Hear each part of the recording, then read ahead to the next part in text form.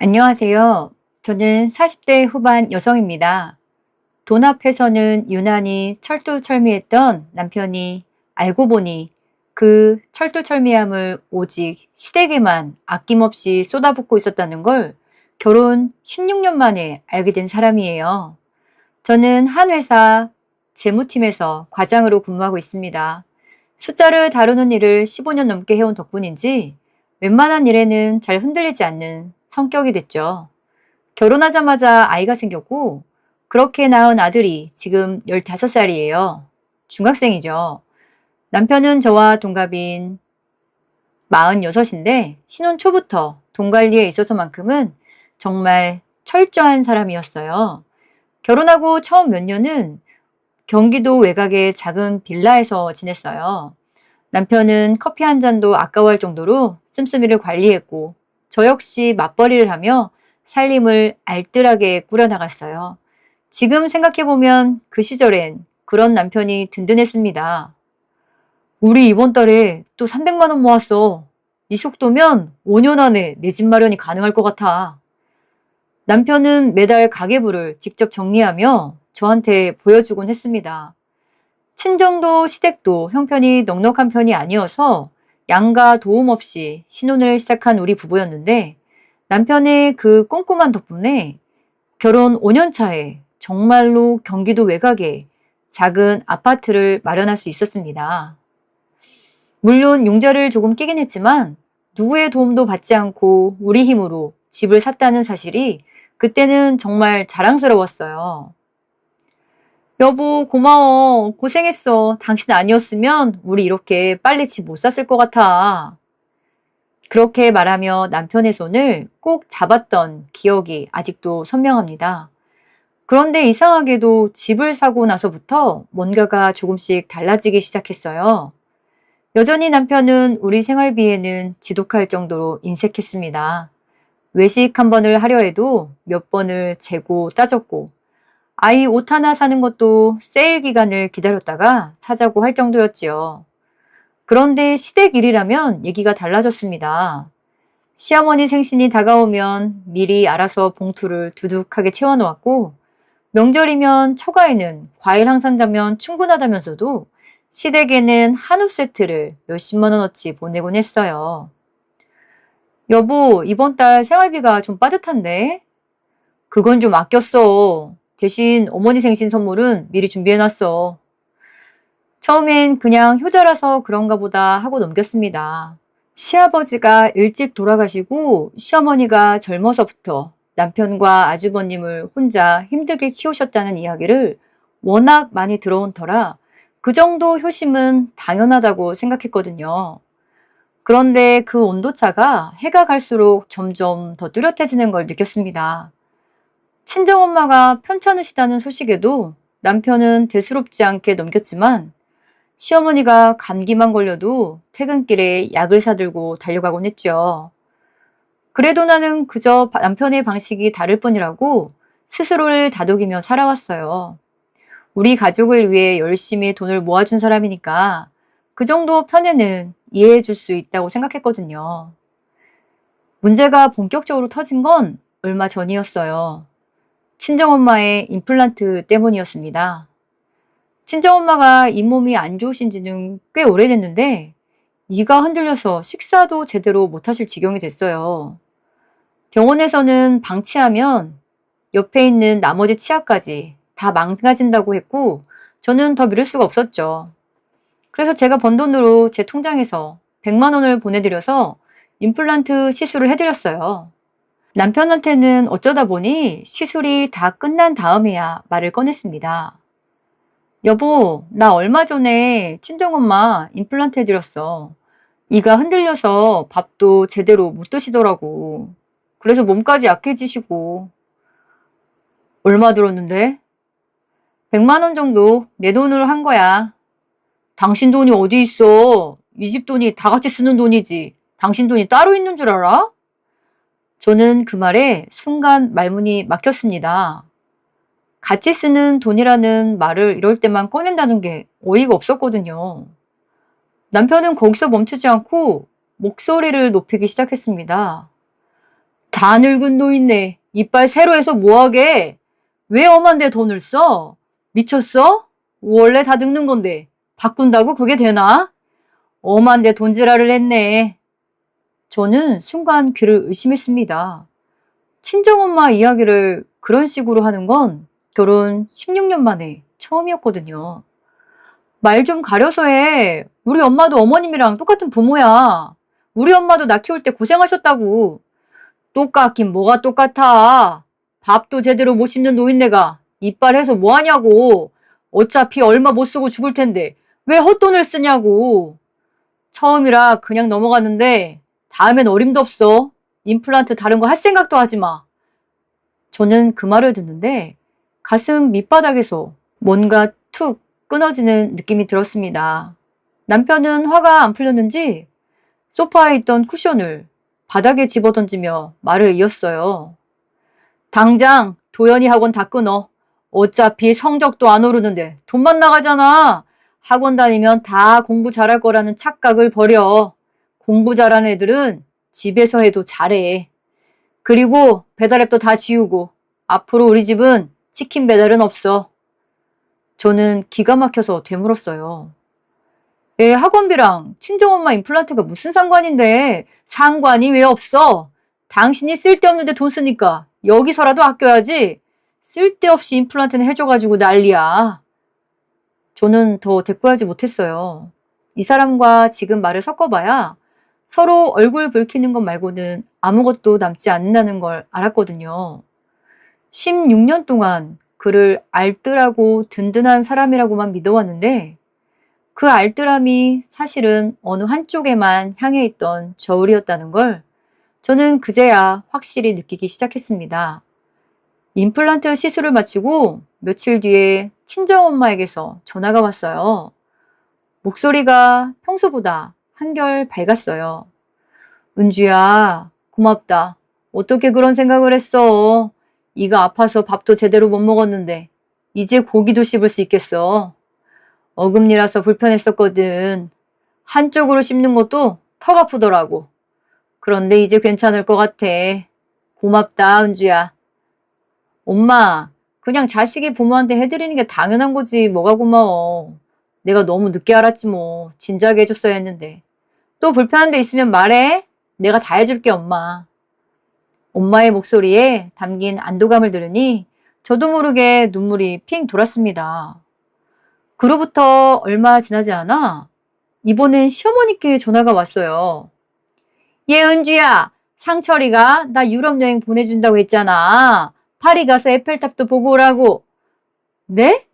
여행이요? 언제 그런 얘기가 나왔어요? 당연히 너도 알고 같이 해준 거 아니야? 상철이가 벌써 결제까지 다 끝냈다고 했는데. 저는 모르는 일인데요, 어머니.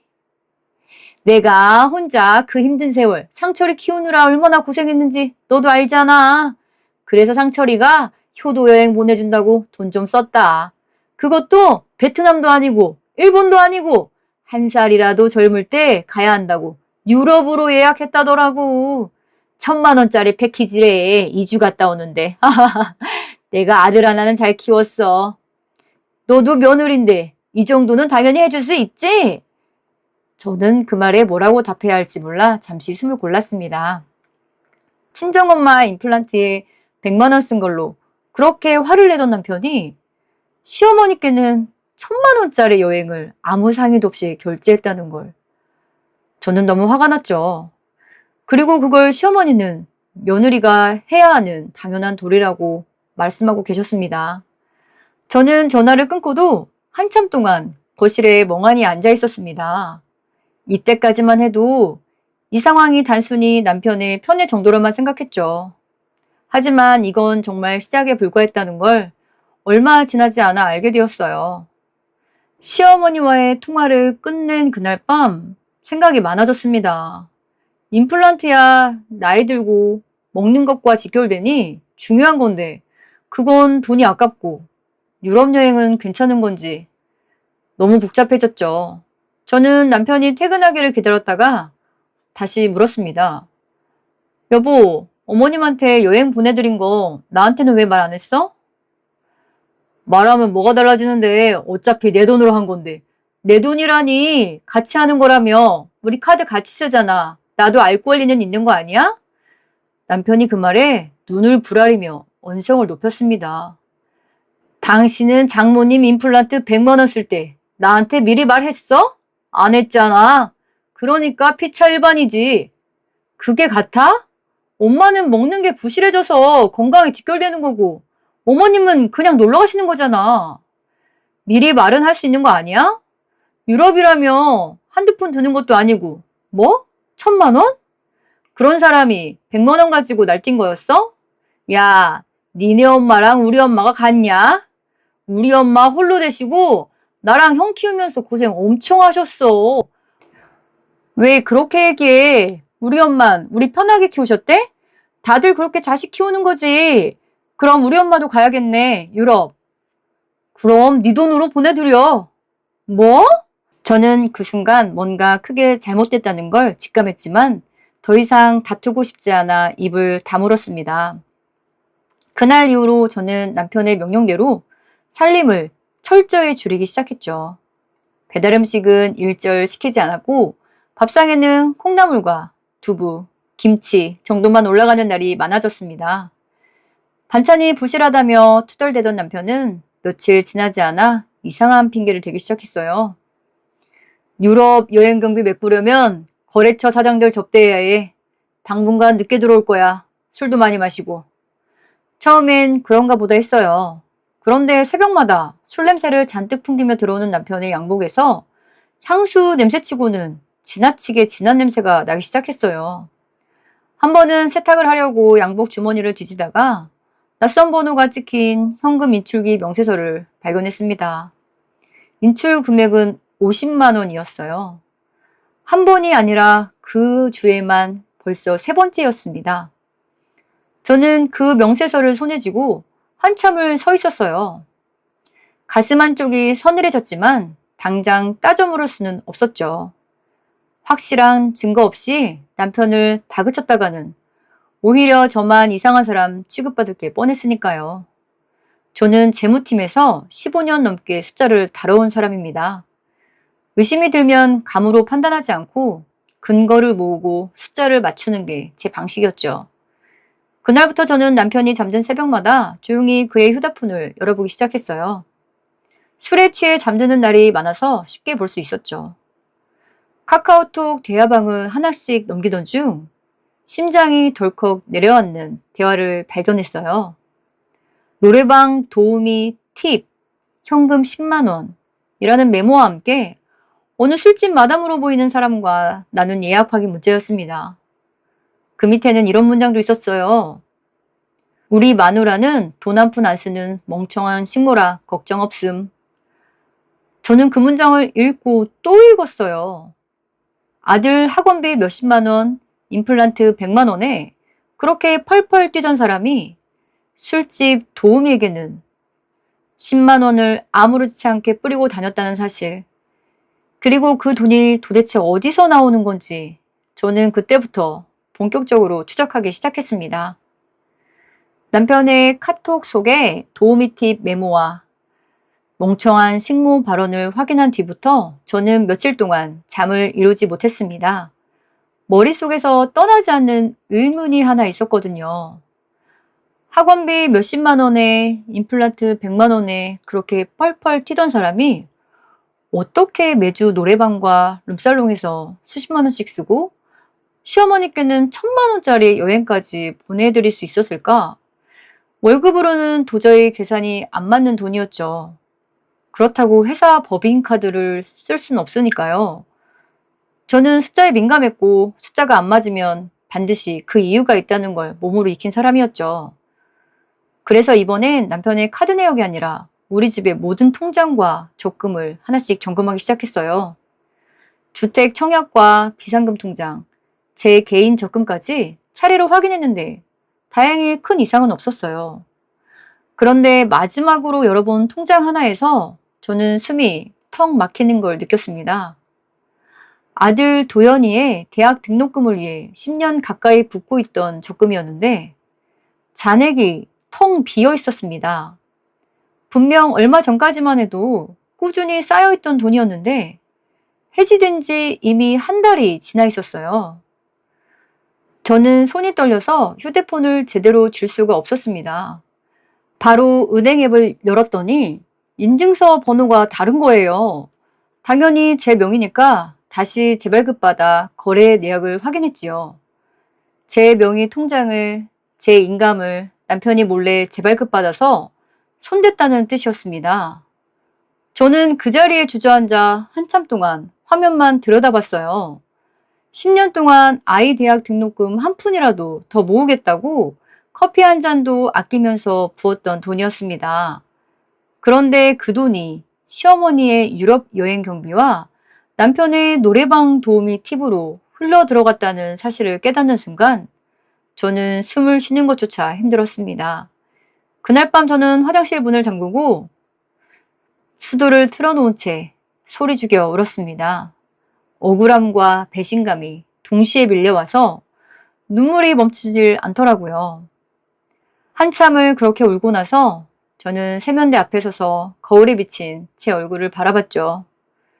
퉁퉁 부은 눈으로 저 스스로에게 다짐했습니다. 이제 더 이상은 참지 않을 거라고요.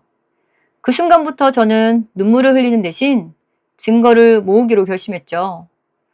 다음 날 아침 저는 평소와 다름없이 출근 준비를 하고 아침상을 차렸습니다.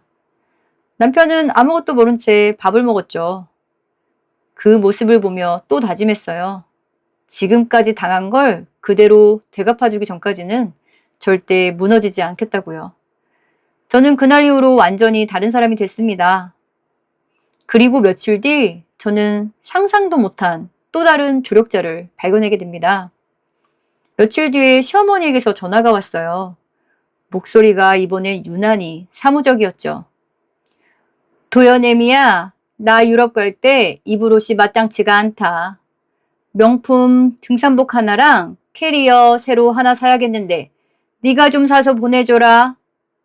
어머님, 저희가 지금 형편이 그렇게 여유 있지가 않아서요. 지금 여행 가시는 거 큰 돈 들어가는 거잖아요. 뭔 형편 타령이야. 상철이가 이번엔 나한테 여행 맘 편하게 마음껏 즐기고 그랬는데 너도 며느리면 이 정도는 해야 하는 거 아니니? 옷값이 얼마나 한다고. 어머님, 옷 많으시잖아요. 지난번 명절에도 사셨고요.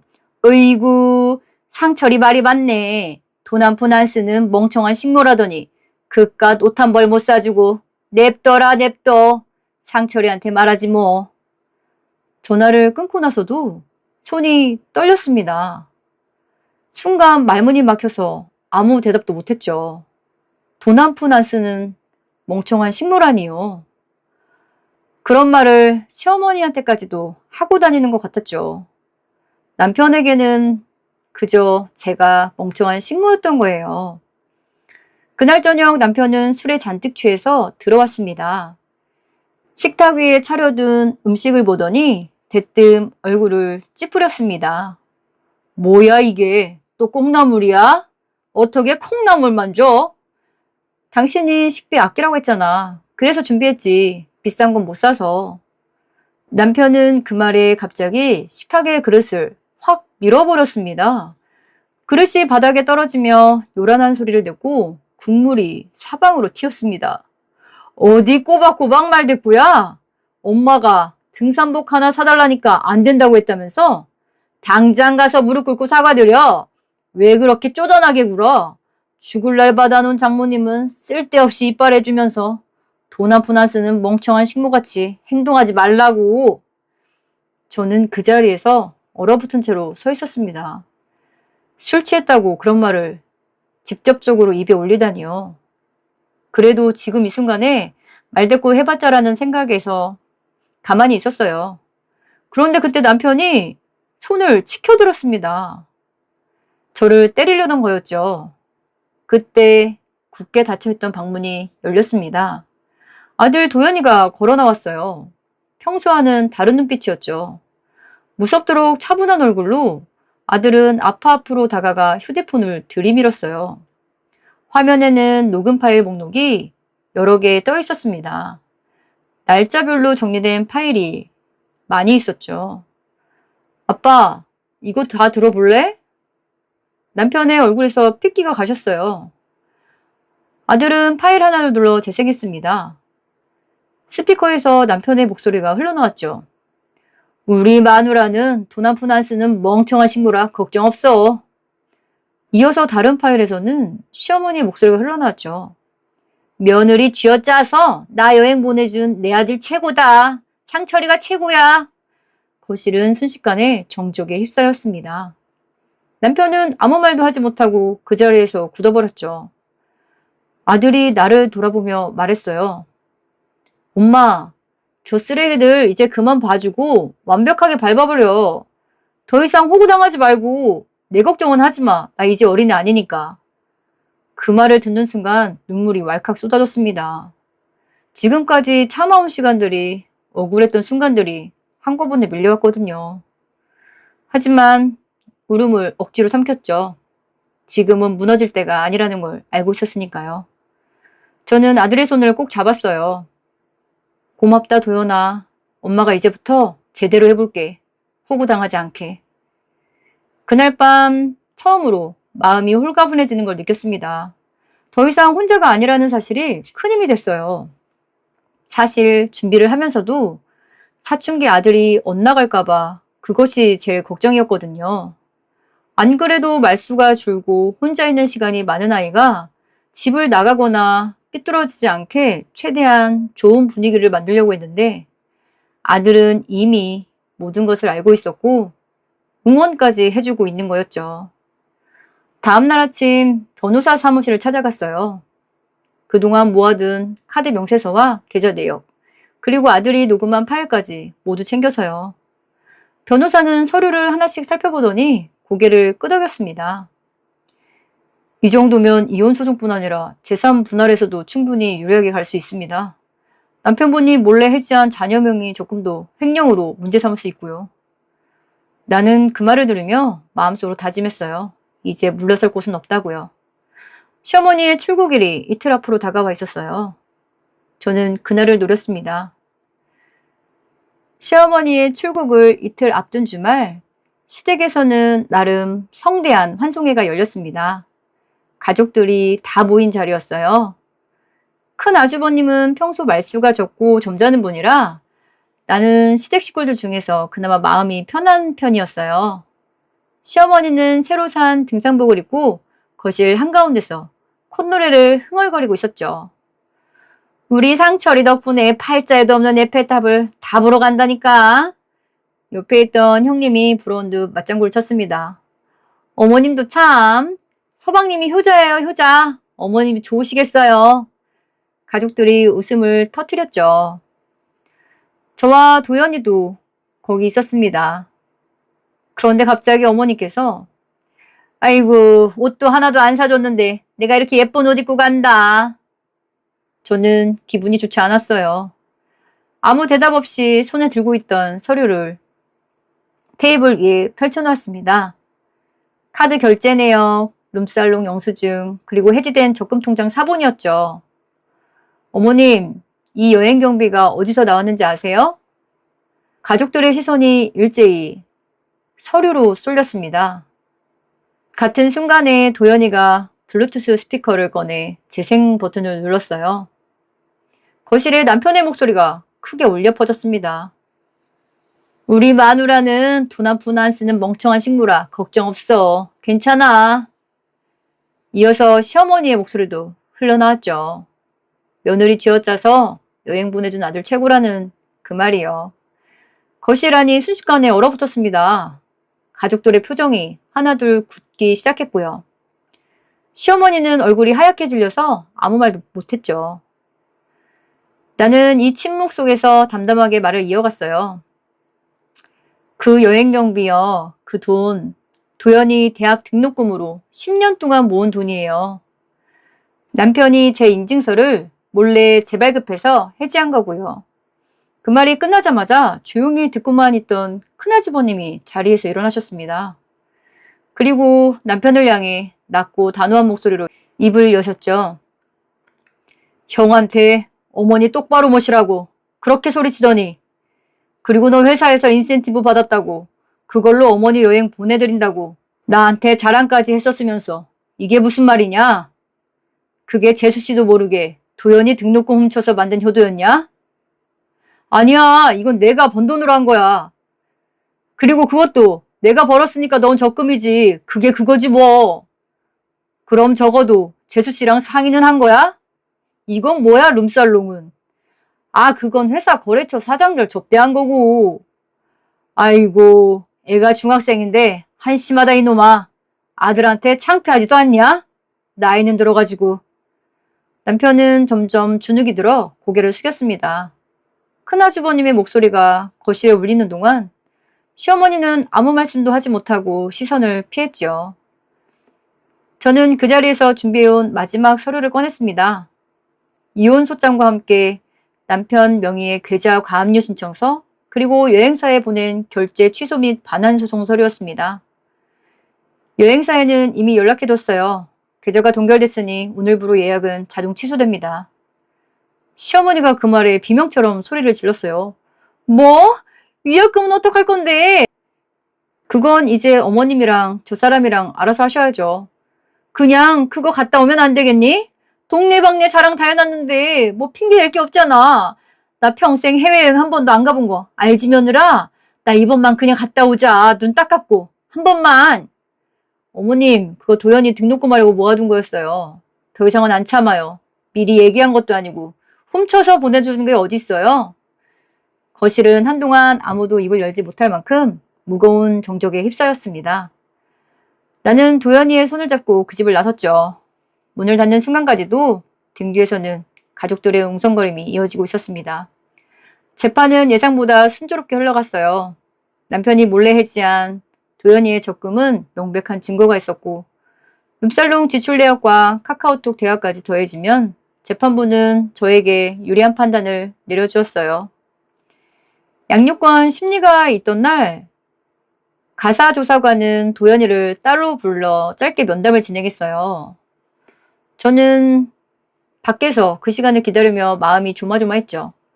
혹시라도 아빠에 대한 미안함이나 부담감 때문에 도연이가 흔들리지 않을까 걱정이 됐거든요. 면담이 끝나고 나온 도연이는 담담한 얼굴로 옆에 와서 앉았습니다. 엄마, 나 가사조사관님한테 다 말씀드렸어. 뭐라고 말씀드렸어? 엄마랑 살고 싶다고. 아빠랑은 같이 못 살겠다고 했지. 너무 거친 말들 많이 해서 마음의 상처가 크다고 했어. 그래서 우울증 걸릴 것 같다고. 왜 그렇게까지 말했어? 우울증 아니잖아. 그래도 확실하는 게 좋을 것 같아서. 진짜로 아빠가 나 데려가면 어떡해. 나는 그 말을 듣는 순간 코끝이 시큰해졌어요. 도연이는 잠시 창밖을 보더니 다시 입을 열었죠.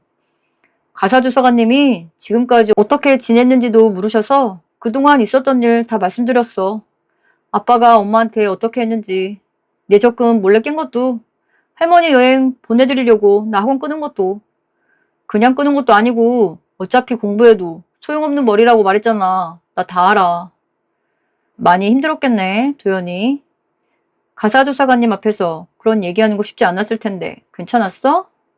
괜찮았어. 사실대로 말한 거니까. 나는 엄마랑만 살고 싶어. 그게 마음이 제일 편해. 그 말을 듣는데 눈물이 핑 돌았지만 애써 웃으며 도연이의 어깨를 토닥였죠. 재산 분할은 60%로 정리가 됐고 도연이의 양육권도 도연이의 뜻대로 온전히 제게로 왔습니다. 위자료까지 더해지고 나니 그동안의 세월이 억울하지만 어느 정도는 보상받는 기분이 들더라고요. 판결이 확정되던 날 도연이의 손을 잡고 법원 계단을 내려오며 하늘을 올려다봤습니다.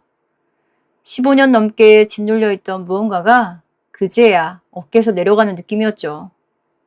며칠 뒤 도연이와 함께 친정집에 갔습니다. 엄마는 마당에서 텃밭을 돌보고 계시다가 저희를 보고 환하게 웃으셨죠. 우리 딸 왔어? 도연이도 왔구나. 준비해온 봉투를 엄마 손에 꼭 쥐어드렸어요. 수표가 두둑하게 든 봉투였죠. 엄마, 이제 새 이빨로 튼튼하게 잘 씹고 잘 먹어야 돼. 알지? 그럼 요즘은 고기도 잘 먹어. 용돈 넉넉히 넣었으니까 아끼지 말고 다 써. 맛있는 것도 사 먹고 좋은 데도 다니시고 여행도 한 살이라도 어릴 때 가야 하는데 나이 들수록 몸이 고장나서 어디 다니는 것도 귀찮아진다고 하더라고. 어이구, 내 새끼가 이렇게 든든해질 줄 몰랐네. 고맙다. 난 해준 것도 없는데 효도만 받네. 엄마는 봉투를 받아들고는 눈시울을 붉히셨습니다. 저도 코끝이 시큰해졌지만 애써 웃었죠. 도연이는 외할머니 옆에 앉아 텃밭에서 갓 딴 상추를 씻어드리고 그 모습을 바라보는 저는 너무 흐뭇했어요. 친정엄마 임플란트 100만 원으로 시작된 그 소란이 결국은 15년 넘게 골마있던 결혼 생활의 민낯을 드러내는 계기가 됐다는 게 신기하기도 하고 씁쓸하기도 했습니다. 돌이켜보면 참는 게 미덕이라고 배우며 살아온 사람이었어요. 하지만 이번 일을 겪으면서 참는 것과 무시당하는 것은 전혀 다른 문제라는 걸 뼈저리게 깨달았습니다. 참으면 호구당한다는 말이 맞는 것 같아요. 그런데 그걸 몰랐던 거죠. 이제 저는 도연이와 둘이서 새로운 집에서 새로운 하루하루를 채워가고 있습니다. 퇴근하고 돌아오면 도연이가 먼저 저녁을 차려놓고 기다리는 날도 많아졌고 우리는 예전보다 훨씬 많은 대화를 나누며 지내고 있어요. 또 이렇게 사춘기가 소리 없이 지나가고 있는 것 같아서 좋았죠. 가끔은 그날 밤 방문을 열고 나와 스마트폰을 내밀며 응원해주던 도연이 얼굴이 떠오릅니다. 그 작은 결심 하나가 우리 모자의 인생을 바꿔놓았다는 걸 생각하면 지금도 마음 한켠이 뭉클해지곤 해요. 아이의 행동으로 모든 걸 결심하게 되어 도연이에게도 고맙기만 하죠. 왜 지금까지 돈에 대해 철저한 걸 장점이라고 생각하며 오히려 다행이라고 여기며 살아왔는지 모르겠어요. 그렇게 집을 사게 되어 좋아 보였던 것들이었는데 그런데 지금이라도 제 콩깍지가 벗겨져서 다행이에요. 왜 그 긴 세월을 호구당하며 살아왔냐고 하실 분들도 있을 것 같아요.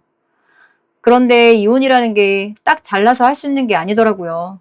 저도 애써 모른 척 했던 것 같아요. 이렇게 큰 사건이 터지기 전까지는요. 사춘기에 접어든 아이가 있었고 아이가 어리든 어리지 않든 책임을 져야 하니까요. 부모니까요. 한쪽이 무관심하다고 저까지 똑같이 하면 안 되는 부분이 아이였던 것 같아요. 그래서 이혼이 쉽지 않았고 그런데 그 아이가 적극적으로 응원해주니 가능한 일이 되어버렸죠. 더 이상 참지 않아도 되고요. 여러분들은 어떤 상황에 계신지 모르겠어요. 그래도 자기를 지지해주고 응원해주는 한 사람만 있어도 결정이 빨라지고 삶이 더 단순해지고 마음이 더 편해지는 것 같아요. 여러분에게 그 한 사람이 있었으면 좋겠고 다른 사람에게도 그 좋은 영향을 주는 한 사람이 되어주시기를 바랍니다. 긴 이야기를 끝까지 들어주셔서 너무 감사드리고 오늘도 모두 행복하세요.